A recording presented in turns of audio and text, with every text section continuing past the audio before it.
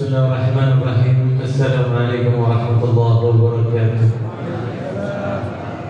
Alhamdulillah, wassalatu wassalamu ala Rasulillah wa ala alihi wa sahbihi wa mawalah. La hawla wa la quwwata illa billah. Ikhwan dan akhwat rahimani wa rahimakumullah. Yang pertama-tama yang kita cintai, yang kita banggakan, yang selalu menjadi permata dan mutiara di Pontianak, akhina al-kiram al-habib Ali Haidar bin al-habib Amin bin al-habib Muhsin al-Hindwan.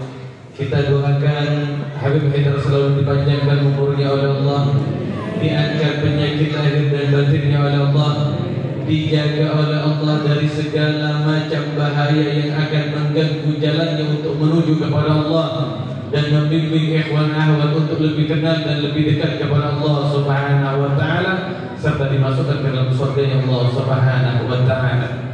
Juga akhirul kiram Al-Habib Husain bin Al-Habib Muzammil bin Al-Habib Ahmad Al-Baiti, kita doakan beliau juga dipanjangkan umurnya oleh Allah, dikabul semua hajat-hajatnya oleh Allah, serta diistiqamahkan untuk membawa kita semuanya untuk lebih kenal kepada Allah dan cinta kepada baginda Rasul sallallahu alaihi wasallam. Juga kepada orang tua kita, guru kita yang sangat kita cintai karena Allah, Kiai Haji Jalaluddin Has LC. Semoga Allah Subhanahu wa taala selalu menurunkan rahmat dan hidayahnya untuk guru kita, disehatkan oleh Allah Subhanahu wa taala, dijaga oleh Allah Subhanahu wa taala untuk selalu membawa kita lebih dekat, lebih kenal, lebih cinta kepada Allah Subhanahu wa taala. Amin ya rabbal alamin. Ikhwan ahwat rahimani wa rahimakumullah. Dari tanggal 2 saya keliling ceramah, sampai tadi malam ceramah, malam ini disuruh ceramah. Andai hanya yang nyuruh ketua hatam khaujakan, ana tolak. Andai yang nyuruh hanya ketua hatam khaujakan, ana tolak. Kenapa Habib? Capek, tapi karena adik yang minta, yang selalu memberikan semangat kepada saya dikala saya udah mulai lemah untuk berjalan, maka saya bilang iya, walaupun kata Habib Haidar tidak ada uploadnya, tidak masalah, karena yang ngurus upload bukan Habib Haidar.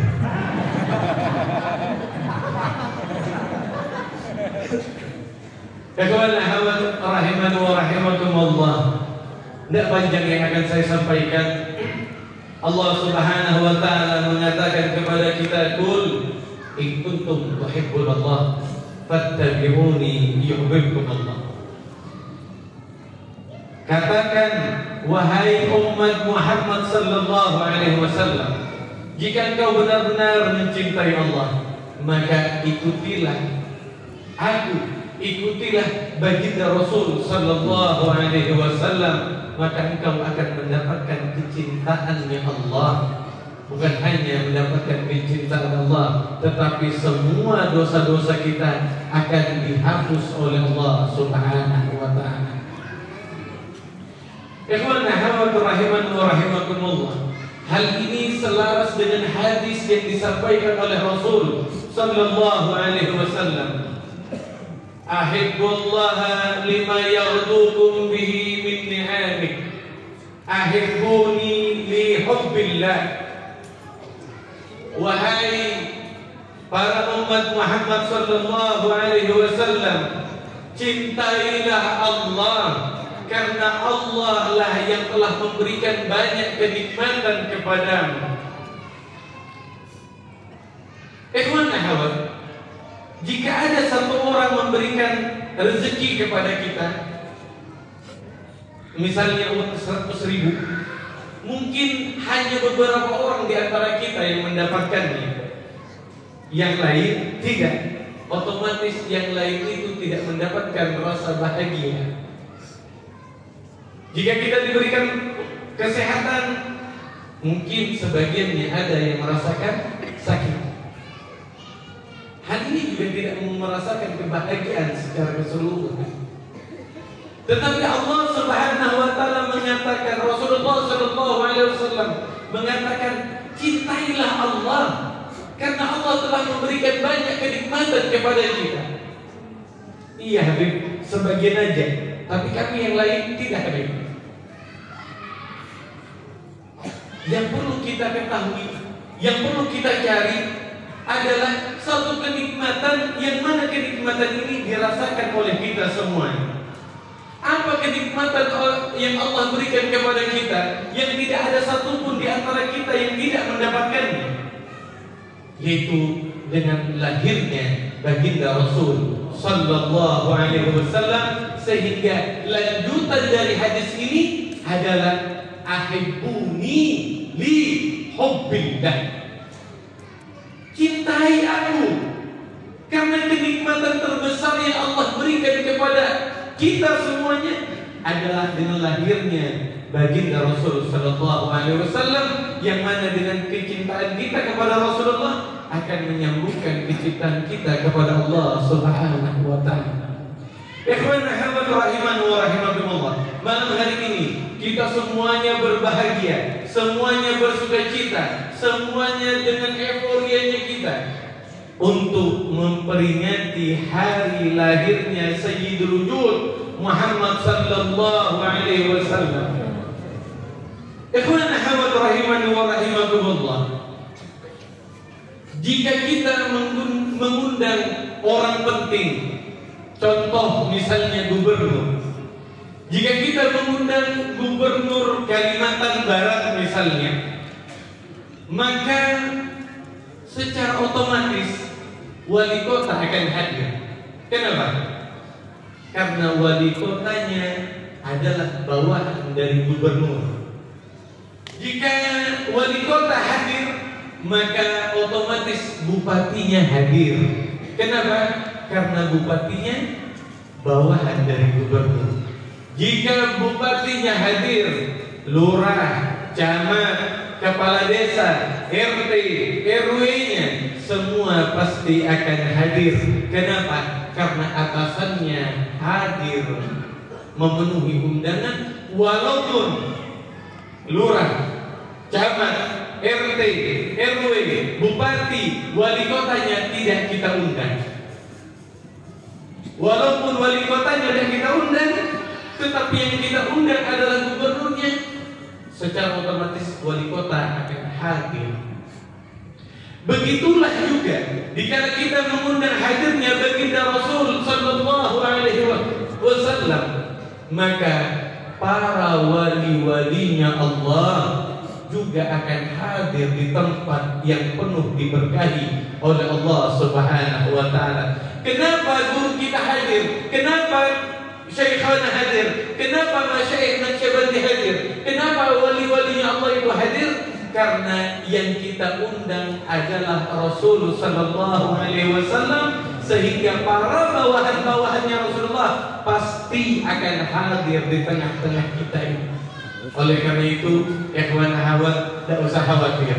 Yang hadir pada malam hari ini, rohaniyahnya Rasulullah hadir, rohaniyahnya Syekhana hadir, rohaniyahnya guru kita Alim Rabbani Abuya Al-Habib Amin bin Muhsin Al-Hindwan juga hadir di tengah-tengah kita, dan melihat wajah-wajah kita ini,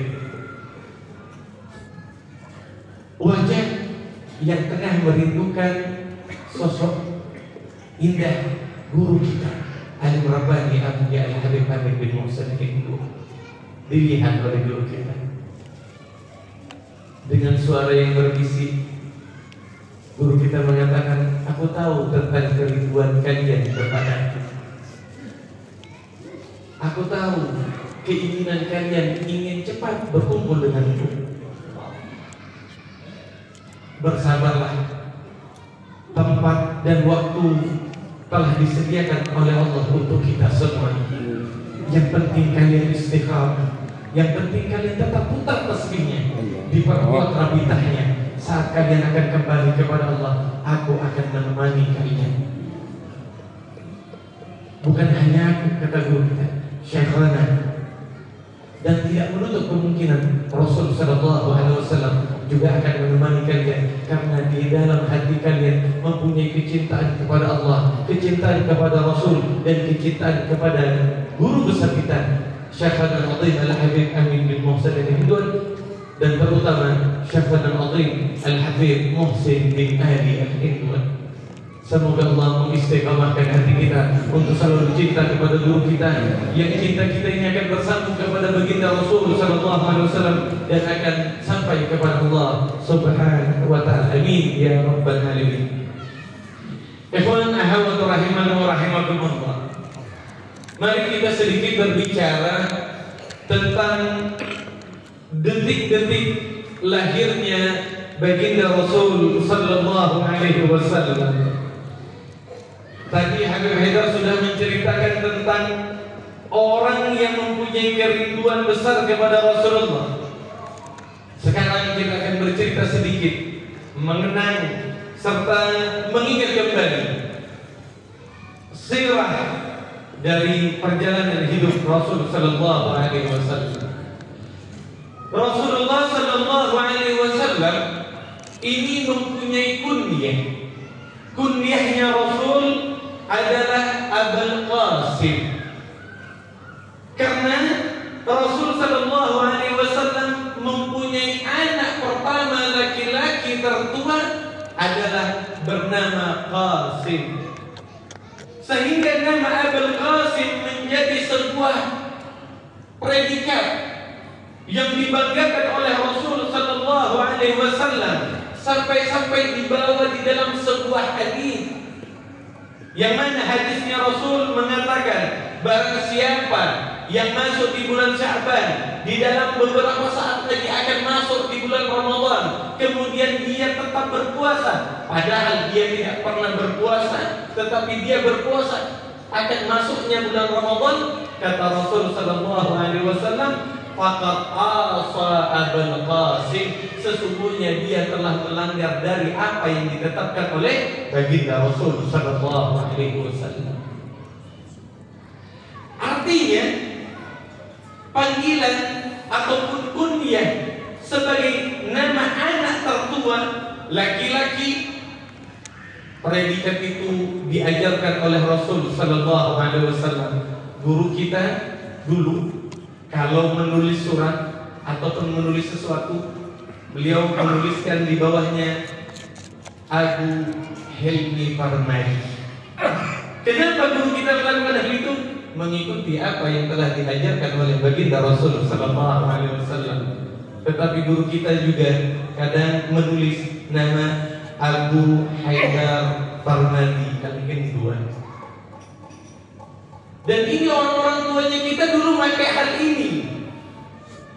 Kalau sudah ketemu sama satu orang, misalnya kayak Habib Husin,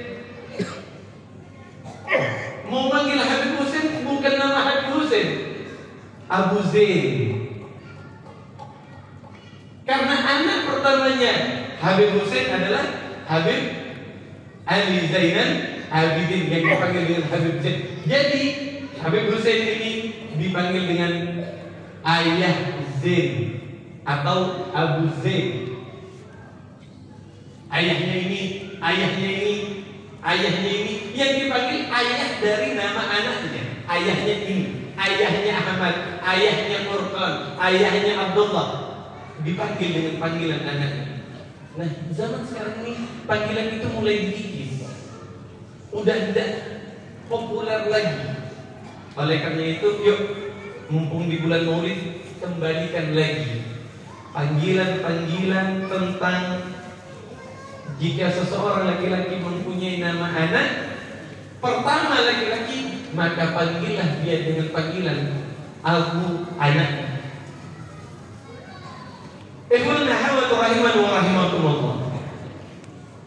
Rasul Sallallahu Alaihi Wasallam mengatakan kepada kita bahwa nasabnya Rasul Sallallahu Alaihi Wasallam adalah nasab yang mulia, nasab yang tidak pernah tercoreng sama sekali.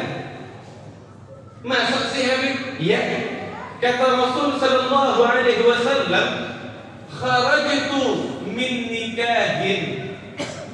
Aku lahir dari pasangan-pasangan yang menikah. Dari Sayyidina Abdullah dengan Sayyidah Aminah.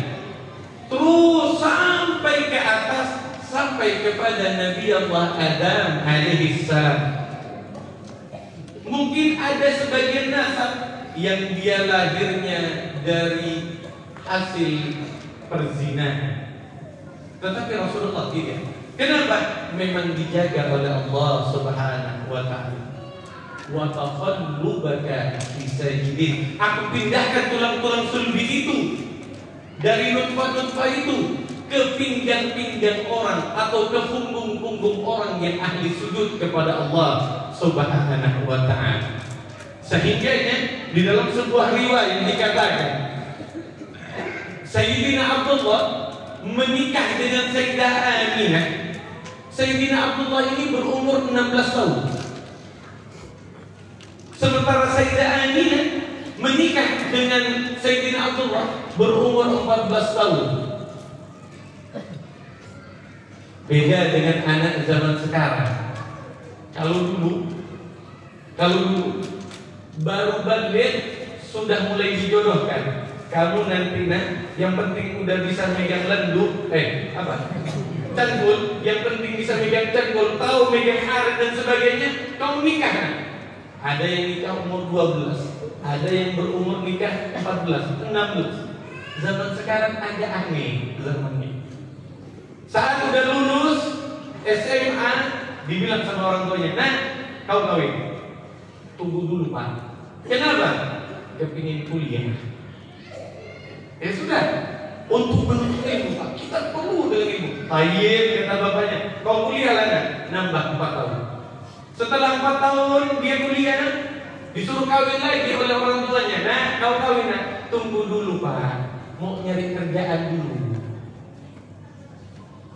Setelah dapat pekerjaan, setahun 2 tahun kemudian disuruh lagi loh orang tuanya, nah, kau kawin kan? Tunggu dulu Pak, mau nambah S2. Akhirnya apa yang terjadi kepada anak itu? Jadi bujang lapuk. Kenapa? Ketuhaan. Jangan nikahkan anak kita yang terlalu tua. Yang pertama, yang namanya orang tua ingin cepat-cepat nimang cucu.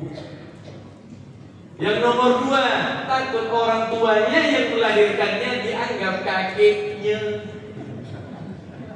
Padahal ayahnya ternyata dipanggil dengan kakek. Kenapa? Udah ubah dah semua sini. Oleh karena itu yang baru, malah kalau dulu orang Madura itu masih di dalam kandungan udah dijodohkan. Tapi orang-orang Madura dulu tuh seperti itu, dalam kandungan nggak tahu laki ke perempuan ke kawin. Begitu. Rupanya yang di sini laki, yang di sana laki. Main anggar lah. Memang dulu seperti itu. Jadi tidak mau tua-tua. Badannya sehat. Makanya orang-orang Madura ataupun orang-orang tua kita dulu umurnya baru nak jejak 50, cucuknya terdombong. Kenapa? Karena memang cepat prosesnya. Ya, yang muda-muda ya. Halo, dengar? Kawin. Muda-muda jangan tergoda. Ya Allah. Andai ente, yang belum kawin, dengar. Yang belum kawin, dengar. Andai ente tahu betapa nikmatnya kawin. Andai ente tahu, andai. Kan belum tahu kan? Andai ente tahu nikmatnya kawin itu kayak apa ya Allah. Bangun lihat Rasulullah. Iya. Saking nikmatnya kawin. Gimana ente enak? Bangun tidur tiba-tiba udah ada kopi di atas meja. Enak. Yang lain ini cuma ada kesempatannya.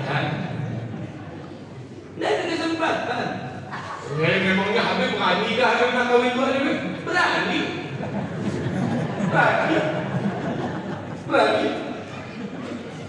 Benar lah, berani. Cuma bini saya ini lebih berani lagi dari Kemana awak tu? Kembali lagi. Sayyidina Abdullah menikah dengan Sayyidah Aminah. Sayyidina Abdullah berumur 16 tahun dan Sayyidah Aminah berumur 14 tahun. Waktu itu, dikala akan terjadinya pernikahan, ada seorang wanita Yahudi yang duduk di depan rumahnya. Kemudian lewatlah Sayyidina Abdullah. Dikala itu wanita Yahudi ini cantik luar biasa. Bodinya bak gitar Spanyol. Iya. Wah, ini tidak tahu sama orang-orang Yahudi. Orang Yahudi ini cantik-cantik luar biasa. Waktu Sayyidina Abdullah, maklum Sayyidina Abdullah ini memang ganteng. Yang nak dirayu ini memang laki-laki ganteng. Lewat Sayyidina Abdullah, dipanggil. Abdullah, sinilah. Abdullah, sinilah kau.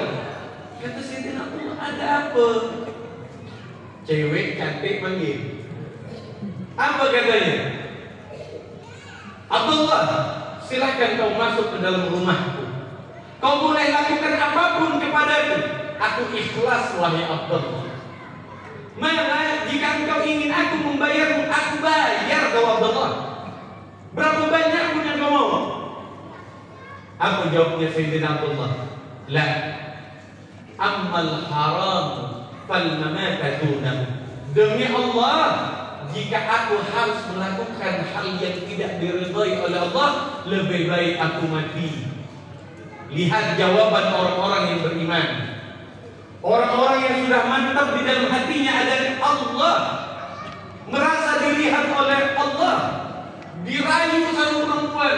Abdullah, sini kau nak ngapakan aku penayu? Tidak, kata Sayyidina Abdullah, aku takut sama Allah.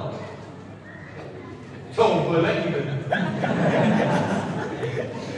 Coba tidak. Ada lu namanya.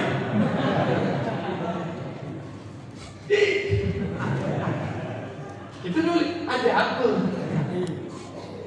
Kau boleh ngapakan aku ni? Rela. Kalau memang perlu aku kasih kau duit 1M. Kira-kira kita jawab apa lah?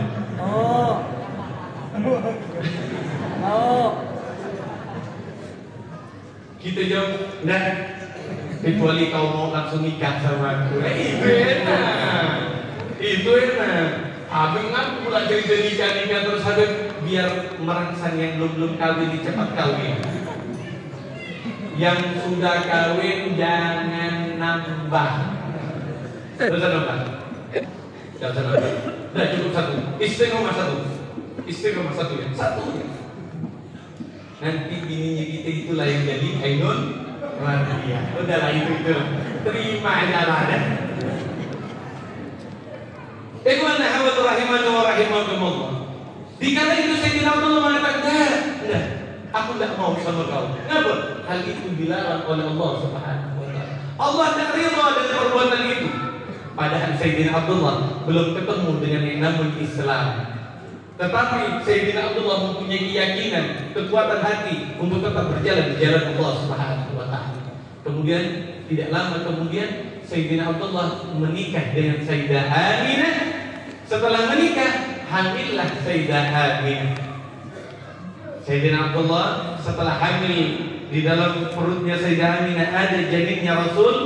Sayyidina Abdullah lewat lagi di depan rumahnya wanita Yahudi itu.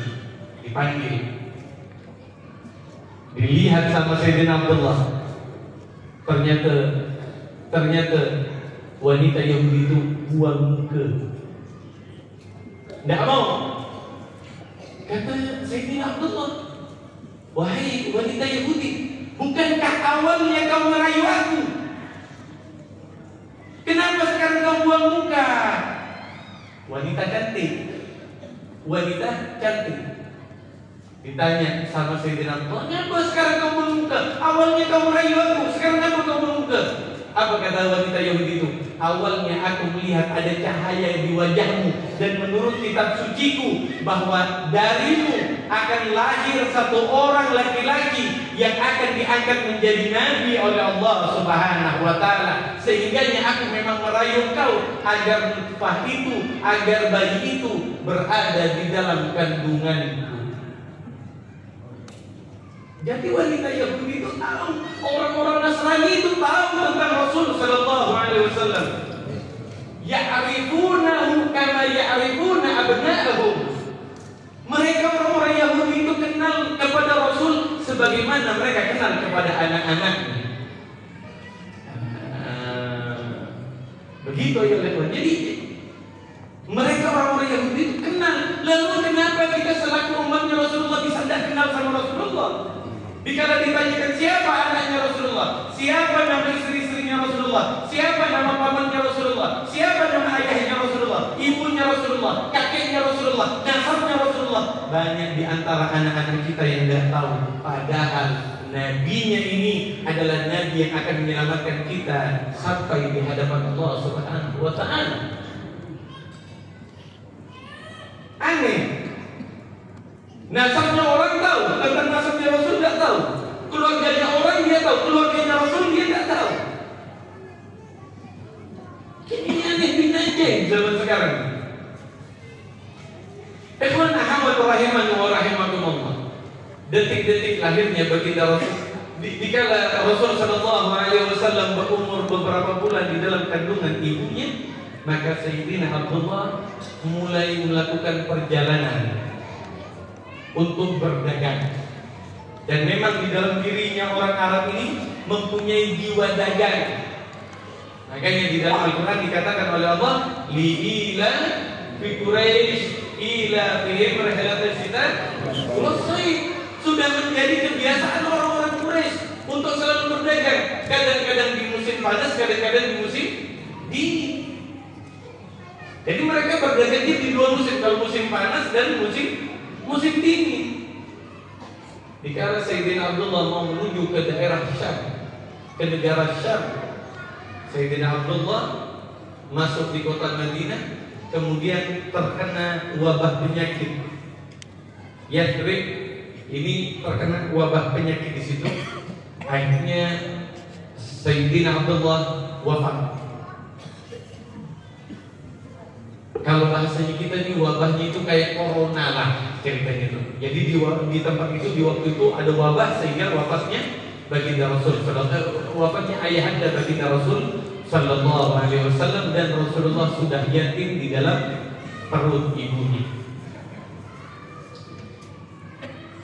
Di kana Sayyidah Aminah mengandung Rasul sallallahu alaihi wasallam, ditimpa dan kesedihan telah menjadi janda karena suaminya telah meninggal dunia. Tetapi Allah menghibur Sayyidah Aminah dengan apa? Dengan yang pertama, turunnya bidadari surga, turunnya para malaikat-malaikat Allah, turunnya dua bunda suci, turunnya para nabi-nabinya Allah menceritakan tentang kemuliaan baginda Rasul sallallahu alaihi wasallam. Dihibur. Detik-detik lahirnya Rasul sallallahu alaihi wasallam akan tiba. Pada malam itu ada satu bintang yang terang benderang yang dikenal oleh orang-orang Yahudi dengan bintang Ahmad. Di malam itu semua pendeta Yahudi mengetuk pintu-pintu rumah orang-orang yang ada di Madinah. Diketuk oleh mereka. Diketuk. Wahai fulan, adakah seseorang di rumah ini yang setengah hamil dan akan melahirkan? Orang ini mengatakan tidak ada. Terus di rumah, pindah ke rumah satunya, pindah ke rumah satunya, pindah ke rumah satunya, sampai tidak ditemui sama sekali mereka-mereka yang akan dilahirkan di kota Madinah. Kemudian berteriaklah orang-orang yang pendeta Yahudi itu. Mereka mengatakan apa? Celaka kita, terputus kita, karena Nabi yang akan diutus oleh Allah, Nabi yang paling mulia, Nabi yang paling agung, bukan dari jalur Bani Israel, tetapi akan berpindah ke Quraisy. Bani Quraisy, kaum Quraisy kecewa mereka karena jalurnya sudah berpindah ke tempat yang lain. Dikala Rasul Sallallahu Alaihi Wasallam akan lahir ke atas muka bumi ini, semua cerita-cerita, walaupun hadis ini, walaupun cerita ini, walaupun sirah ini lemah kedudukannya. Yang pertama, padamnya api sesembahan Persi yang selalu dijaga 24 jam selama 1000 tahun lebih. Dijaga 1000 tahun. Di waktu itu ada berdua abang sama adik, lagi nyembah api. Lagi disembah ini. Yang abang bilang, kita ini nyembah api, nyembah Tuhan kita ini udah 20 tahun. 20 tahun kita ini udah nyembah api. Kira-kira kalau kita ini masukkan tangan kita ke api gini, kira-kira terbakar enggak dia? Kan kita udah nyembah 20 tahun. Masa Tuhan kita ini masih nak bakar tangannya kita? Kata dia, Allah Alam, coba aja dong. Coba ya, masukkan. Akhirnya si abang coba. Waktu dimasukkan, ternyata belengkung tangan abangnya. Apa jawabnya abangnya? Dia masih ditutupi dengan kekafiran. Kayaknya ibadahnya kita kurang sama Tuhan yang kita di sini. Itu yang hadir, Bang. 20 tahun, Bang. Masa tidak ada satu pun yang diterima sama Tuhan yang kita nih, Bang? Malah tangannya kita dibakar, Bang. Tangannya abang dibakar, Bang. Kayaknya dia bukan Tuhan yang penyayang, Bang. Dia bukan Tuhan yang penyayang. Tiba-tiba waktu lahirnya Rasulullah mati itu Abi. Terkejut tuh, Bang. Abang harga bro, mati dia Abi. Udah dijaga kayak mana mati gitu. Kemudian apa lagi? Berhala-berhala semuanya tersungkur bersujud kepada Allah Subhanahu wa taala. Semuanya berubah. Dilahirkannya Rasul sallallahu alaihi wasallam. Artinya, kiasannya yang bisa kita ambil, jika api sesembahan Persi yang selalu dijaga dan hidup di dalam hatinya mereka dan hidup di tempatnya itu 1000 tahun bisa padam dengan lahirnya Rasul. Jika berhala-berhala tersungkur hina dengan kelahirannya Rasul, jika Anda memasukkan Rasulullah di dalam hatinya kita, menghidupkan Rasulullah di dalam hatinya kita, maka dosa-dosa yang bagaikan tak akan pernah ada habisnya, dosa-dosa yang telah menghitamkan hati, maka akan gugur dan akan sirna dikala Rasulullah dimasukkan ke dalam hatinya kita. Allahumma shalli ala sayyidina Muhammad wa ala alihi wa sahbihi wasallam. Setelah itu Rasul sallallahu alaihi wasallam lahir ke atas muka bumi ini. Dikala Rasul sallallahu alaihi wasallam lahir, maka semua ibu-ibu yang melahirkan di atas muka bumi ini semuanya laki-laki, tidak ada satu orang pun yang perempuan. Jadi semua ibu-ibu yang lahir semuanya laki-laki. Di Asia, di Eropa, di semua tempat semuanya laki-laki. Singkat cerita, Sayyidah Aminah setelah melahirkan Rasul menyusui Rasulullah, tetapi air susunya Sayyidah Aminah sedikit. Jadi air susunya Sayyidah Aminah itu sedikit. Jadi jangan menyangka bahwa Rasulullah tidak sempat disusui oleh ibunya, sempat. Jadi disusui sedikit sebentar, kemudian berpindah yang menyusui Rasul Sallallahu Alaihi Wasallam adalah Suaibah, anak budaknya Abu Lahab. Tidak lama kemudian datanglah rombongan Bani Sa'diyah. yang mana Bani Sa'diyah mempunyai kebiasaan menawarkan jasa untuk menyusui bayi-bayi yang ada di Arab ataupun di kota Mekah. Semua rombongan itu saat masuk sudah mendapatkan bayi-bayi yang tidak dipandang oleh mereka adalah Rasul Sallallahu Alaihi Wasallam. Kenapa? Karena dianggap yatim, takut tidak bisa bayar. Subhanallah, Sayyidah Halimatus Sa'diyah pakai unta yang kurus terlambat untuk datang ke kota Mekah, sehingga dikala Sayyidah Halimatus Sa'diyah berkeliling tidak ditemui satu orang bayi kecuali hanya baginda Rasul Sallallahu Alaihi Wasallam. Dengan berat hati bertanya kepada suaminya, "Bang, bayi yang tinggal satu ini yatim, kira-kira akan didamping tak, Bang?" Kata suaminya, "Ambil aja, ambil saja." Karena memang Halimatus Sa'diyah pada waktu itu dalam keadaan miskin juga dan memang membutuhkan uang. Tetapi di gendongan Halimatus Sa'diyah ada satu anaknya yang bernama Abdullah. Jadi Rasul Sallallahu Alaihi Wasallam dikala diberikan kepada Halimatus Sa'diyah mempunyai saudara radha yaitu bernama Abdullah. Disusui Rasul Sallallahu Alaihi Wasallam, disusui yang sebelah kanan. Karena susu ini pertama dihisap oleh Abdullah, maka air susunya sedikit. Dikala Rasul Sallallahu Alaihi Wasallam dipindahkan ke susu yang sebelah kiri, Rasulullah mingkem, tidak membuka mulutnya.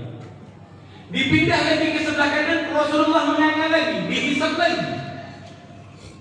Seakan-akan Rasulullah memberitahu kepada Halimatus Sa'diyah, "Wahai Halimatus Sa'diyah, bahwa haknya aku, miliknya aku hanya susu yang sebelah kanan, sementara susu yang sebelah kiri adalah milik saudara radhaku Abdullah." Bayi ngerti, Rasulullah masih bayi ngerti bahwa haknya hanya sebelah kanan, yang kiri milik saudara radhanya Abdullah. Ente bukan gak bayi.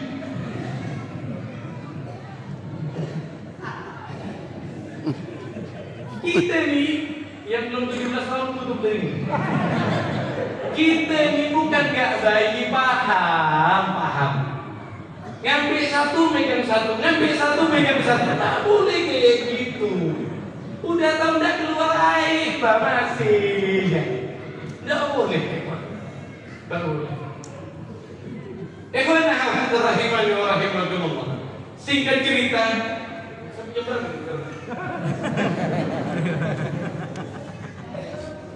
ketua takmir masjidnya salah. Aman. Lagi doa begitu.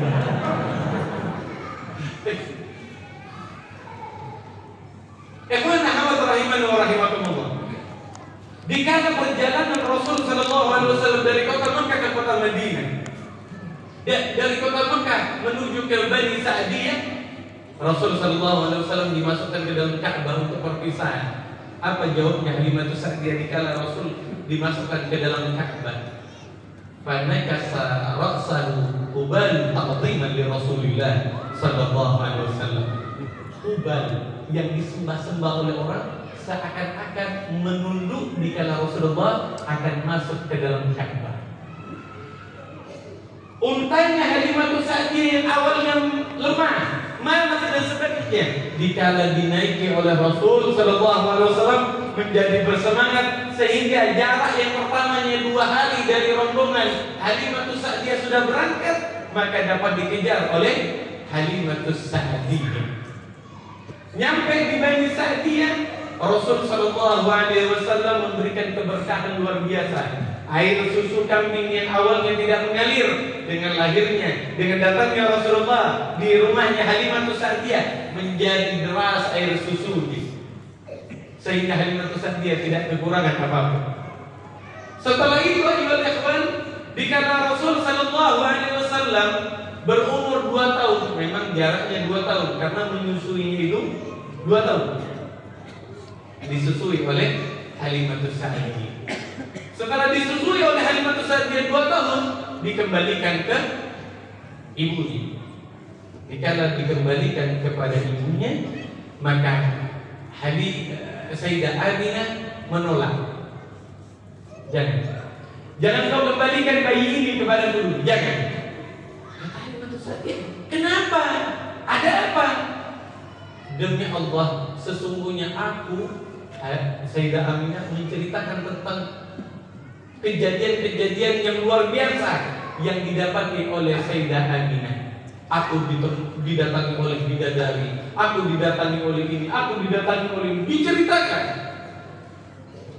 Sehingga Halimatus Sa'diyah yang awalnya tidak tahu, yang hanya melihat tentang kejadiannya saja, sehingga nyambung. Oh iya, sama. Dikala aku membawa Muhammad di atas untaku yang lemah menjadi kuat, untaku yang lemah menjadi semangat. Akhirnya dengan persetujuan Rasul Sallallahu Alaihi Wasallam dibawa balik lagi ke tempatnya Halimatus Sa'diyah. Dikala berumur 4 tahun, Rasul Sallallahu Alaihi Wasallam dibelah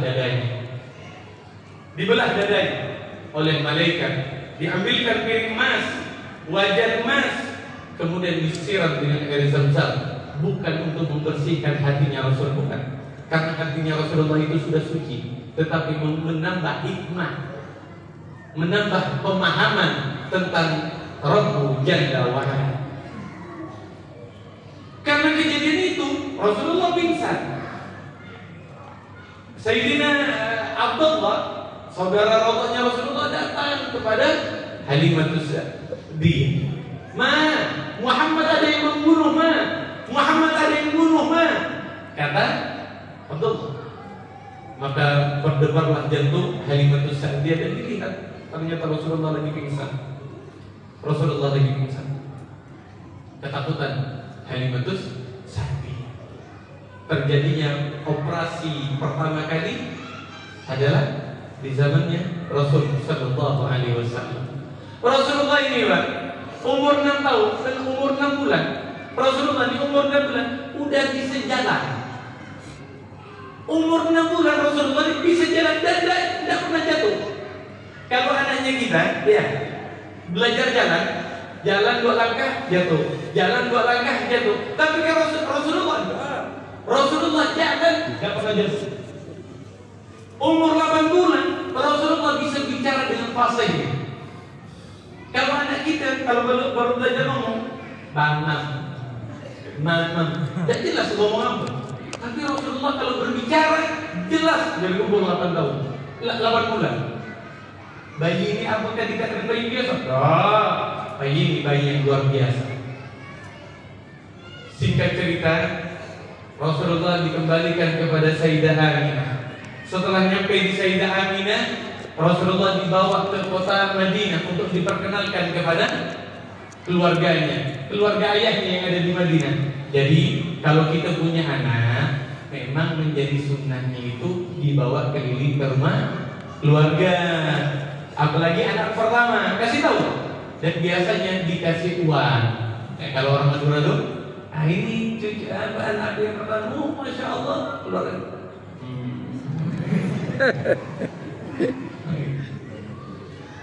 Nyampe di kota Madinah, berjumpalah Rasul dengan semua keluarga ayahnya dan berziarah.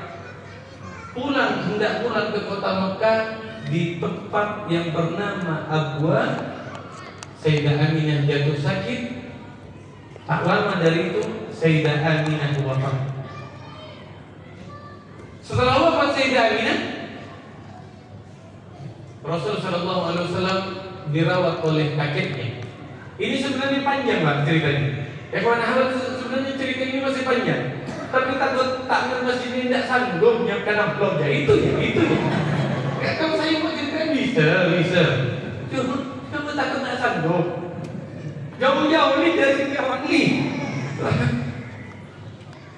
Maka Sayyidah Aminah pun wafat, dirawatlah Rasul Sallallahu Alaihi Wasallam oleh kakeknya Abu Talib, Abdul Muttalib. Setelah 2 tahun bersama Sayyidina Abdul Muttalib, maka Rasul Sallallahu Alaihi Wasallam dirawat oleh Abu Talib. Yang jadi pertanyaan, Abu Talib ini miskin, anaknya banyak. Jadi Sayyidina Abu Thalib ini orangnya miskin, anaknya banyak. Dan kebiasaan itu terjadi gak sampai sekarang. Yang banyak anaknya yang miskin-miskin, yang kaya cuma 2. Keluarga kami hanya 2 ya.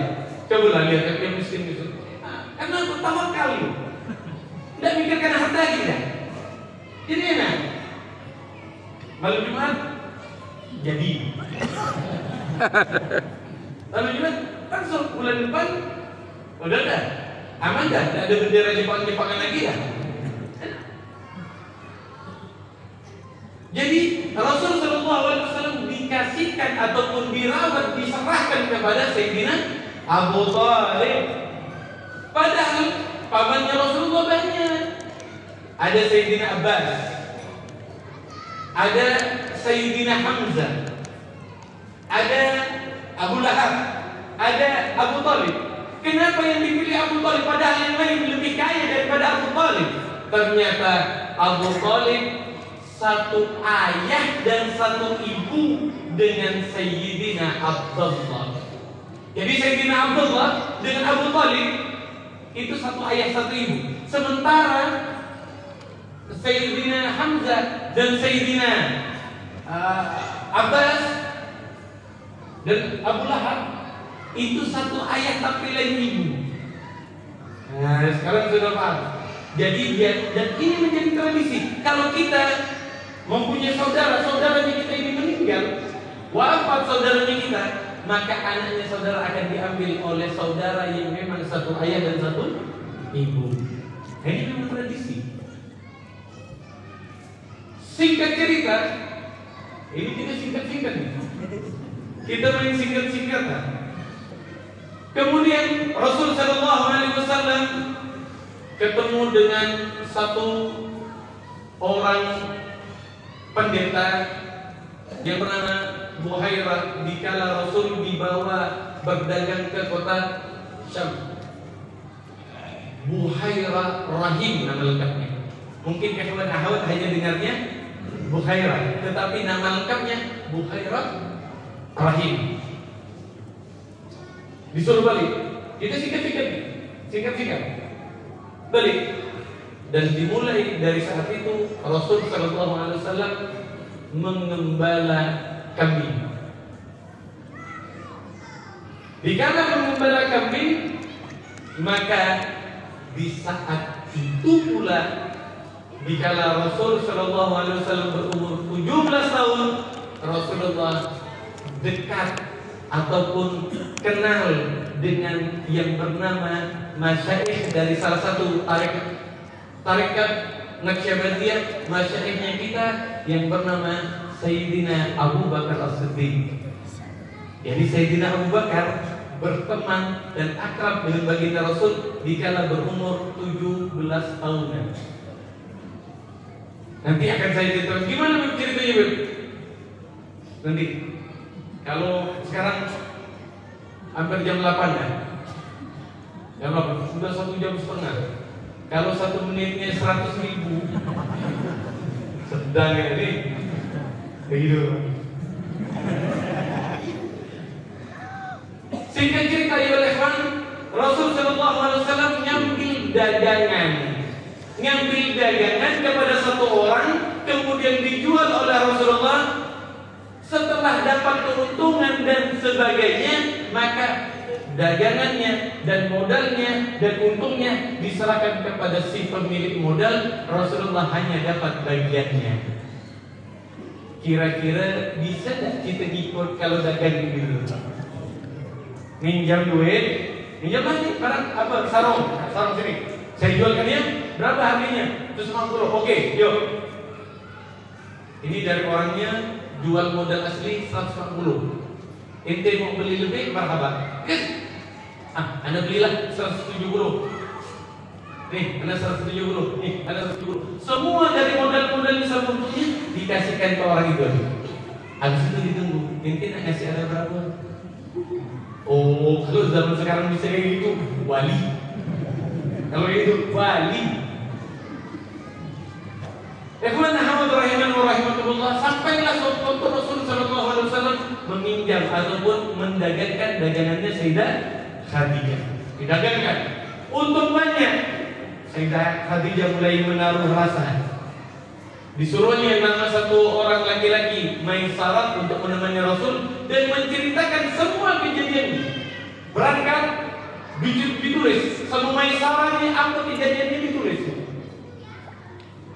Sampai kembali diserahkan Khadijah, Muhammad ini orang yang begini. Dikala aku jalan aku lihat awan ikutkan dia. Diceritakan semua. Sehingga Sayyidah Khadijah tambah tertarik kepada Rasul sallallahu alaihi wasallam. Saat itu umurnya Rasulullah 25 tahun, dilamar oleh janda kaya terkaya di kampung itu, di kota Arab. Dibilang, "Ya Muhammad, aku ingin menikah denganmu Muhammad. Jika engkau mau, maka semua hartaku dan diriku aku kasihkan sama kau." Apa jawabnya Rasulullah? "Maaf, aku tidak bisa jawab sekarang wahai Khadijah. Kenapa? Karena aku punya orang tua yang dimaksud oleh Rasulullah pamannya. Aku mau nanya sama pamanku yang bernama Abu Talib. Jika dia setuju, aku iya. Jika dia tidak setuju, dah." Akhlaknya Rasul. Padahal kalau Rasulullah bilang iya, jadi. Tapi karena mempunyai akhlak yang luar biasa, amin. Coba bapak-bapak, ada janda kaya Pontianak, rumahnya 3 tingkat, mobil Ferrari, tiba-tiba kita dipanggil, "Bang, aku nih mau kawin sama kawan. Kalau kau terima aku jadi bini kau nih bang, duit di ATM 1 triliun untuk kawan. Rumah ini sertifikat balik nama senama kau bang, mobil Ferrari untuk kau bang." Kira-kira kita jawab, ayo. Masalah nanti lah orang tua pasti setuju. Kita yang menentukan orang tua itu setuju. Pasti setuju lah orang tua itu. Ini bedanya akhlaknya kita dengan akhlak baginda Rasul sallallahu alaihi wasallam.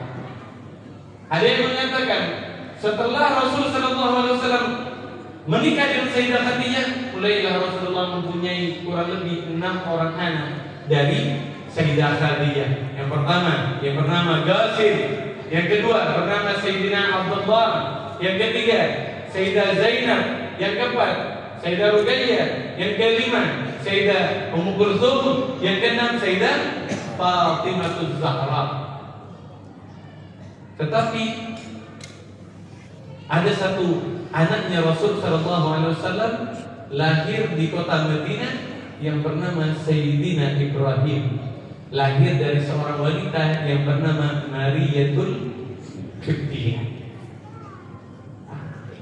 Tetapi semua anaknya Rasulullah wafat. Dikatakan inna syadihaka wal abtar. Waktu Rasulullah wafat, anak-anaknya orang-orang Arab molok-molok Rasulullah. Muhammad itu udah tidak mempunyai keturunan lagi, habis terputus. Allah hinakan mereka dengan ayat inna syadihaka wal abtar. Mereka yang terputus. Apa buktinya Rasulullah tidak terputus? Lihatlah nama Rasulullah, nama Muhammad. Silakan dicek di Google. Nama Muhammad adalah nama yang dipakai terbanyak oleh laki-laki di atas muka bumi ini. Nomor 1. Nomor 1-nya Muhammad, paling banyak. Yang nomor 2 yang paling banyak, nama yang ada di atas muka bumi ini namanya Ahmad. Jadi yang satu namanya Muhammad, ada yang nomor 2 namanya Ahmad. Hebat. Yang bisa bersanding dengan namanya Allah, nama Muhammad Rasulullah. Setiap azan kita nyebutkan asyhadu anna Muhammadan. Tak ada yang terputus. Lalu ngapa Habib? Apa hikmahnya? Semua anak-anaknya Rasulullah ini wafat Habib. Karena menjadi sebuah kebiasaan. Jika ada seorang nabi mempunyai anak, maka anaknya akan menjadi nabi. Nabi Adam punya anak, Nabi Allah Sith, Nabi Ibrahim punya anak. Ismail, Ishak, seorang nabi. Nabi Allah Daud punya anak, seorang nabi. Tapi Nabi Sulaiman ini punya kekuatan menundukkan jin. Umurnya jin paling pendeknya 4.000 tahun. Umurnya jin 4.000 tahun. Maksimal 5.000 tahun untuk yang awam-awamnya. Jadi jin-jin yang awam tuh 4.000 atau 5.000 tahun. Jin ini Pak, sedikit kasih tahu. Jin ini dia kalau mau mati, dia mulai bungkuk. Bungkuknya itu sampai kepalanya jejak ke tanah. Saat dia itu jejak kepalanya ke tanah, maka jin ini berubah menjadi bayi kemudian mati. Jadi biar tahu nih cerita tentang jin sedikit. Jadi jin ini kalau udah mau mati, bungkuk. Setelah bungkuk, jadi bayi mati. Jadi jin itu kecil, matinya jasadnya kecil. Beda dengan manusia. Kalau manusia bukan badannya jadi kecil. Tambah tua bungkuk deh. Bungkuk. Tapi yang balik lagi jadi bayi kecil, akalnya jadi pikun. Kalau jin badannya jadi budak kecil, tapi kalau kita manusia akalnya jadi budak kecil lagi. Jadi pikun. Nanti aja lagi nih cerita Nabi Sulaiman ini banyak. Intinya Nabi Sulaiman waktu kawin sama Balqis, bulu kakinya Balqis ini tebal. Waktu ditarik, ketawa Nabi Allah Sulaiman. Bulu kaki tebal ini anak jin gitu. Tahu Nabi Allah Sulaiman. Jadi, nanti malam cek. Lihat betesnya bini kita tuh. Kalau dia berbulu jangan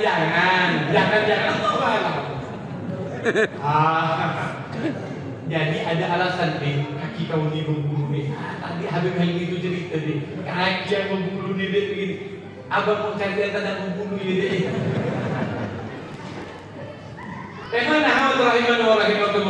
Sehingga di dalam perjalanan hidup Rasul Sallallahu Alaihi Wasallam sudah diatur oleh Allah dengan kehidupan yang sempurna dari lahir sehingga wafatnya Rasul Sallallahu Alaihi Wasallam. Saya bisa menjelaskan ini kurang lebih 3 atau 4 jam ke depan, dimulai dari pernikahan dengan Sayyidah Khadijah. Siap nggak dulu? Siap. Siap nggak dulu? Dengarkan. Siap. Siap nggak? Inti siap dan tak siap. Baik, kita karena belum isya, kita sholat isya dulu. Nanti kalaupun memang yang mau mendengarkan cerita lanjutan tentang Rasul agar timbul kesemangatan yang ada di dalam hati kita bercerita lagi nanti di luar. Itu saja yang dapat saya sampaikan. Kurang dan lebihnya saya mohon maaf. Akhir kalam, assalamualaikum warahmatullahi wabarakatuh.